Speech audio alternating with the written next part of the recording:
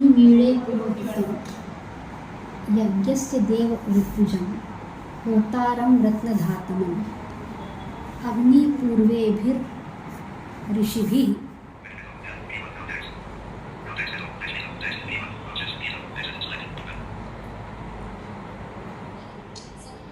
मेरी फाइलें Facebook home Durga पृष्ठ हम आपको एक ऐसी महिला के बारे में बताने जा रहे हैं जो बचपन से ही नेत्रहीन है, किंतु आज वह एक ऐसे मुकाम पर है जो कल्पना से बाहर है। आज के समय में जो हर तरह से परफेक्ट होते हैं वो भी किसी काम को करना तो चाहते हैं, लेकिन एक बार कोई उन्हें कुछ बोल देता है तो वे फिर उस काम को छोड़ देते हैं। लेकिन पूर्णिमा केलकर ने कभी हार नहीं मानी।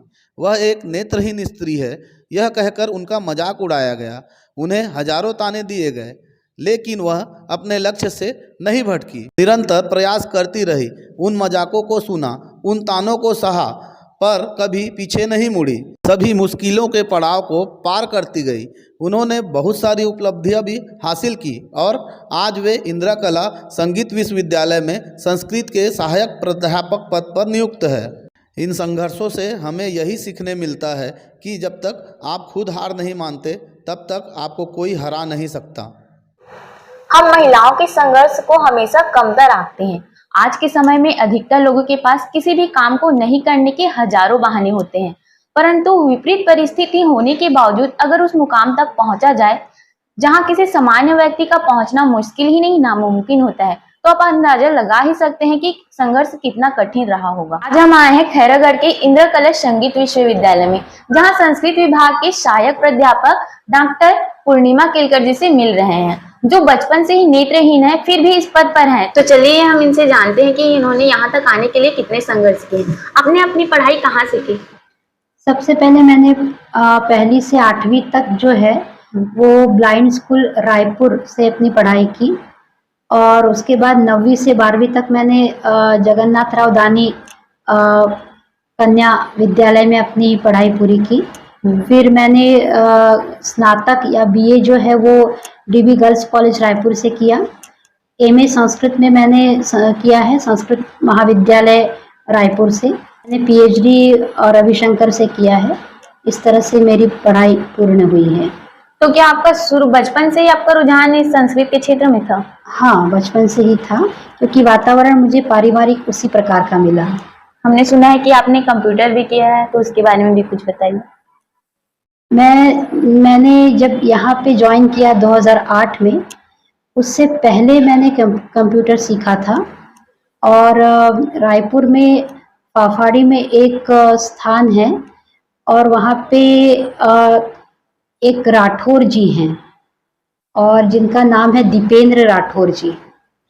तो वे जो हैं वो ब्लाइंड के लिए जो साउंडेड सॉफ्टवेयर है, स्क्रीन रीडिंग सॉफ्टवेयर, उसके माध्यम से वे कंप्यूटर सिखाया करते थे। उनके पास बहुत से ब्लाइंड कैंडिडेट सीखने के लिए आते थे, और उनके पास सॉफ्टवेयर था, जॉस था, और एक साफा एनएबी के द्वारा बनाया गया है। तो मुझे जब इस बात की जानकारी हुई तो मैं वहाँ पे गई और राठौर जी से मैंने मुलाकात की, और मैंने फिर कंप्यूटर सीखना शुरू किया।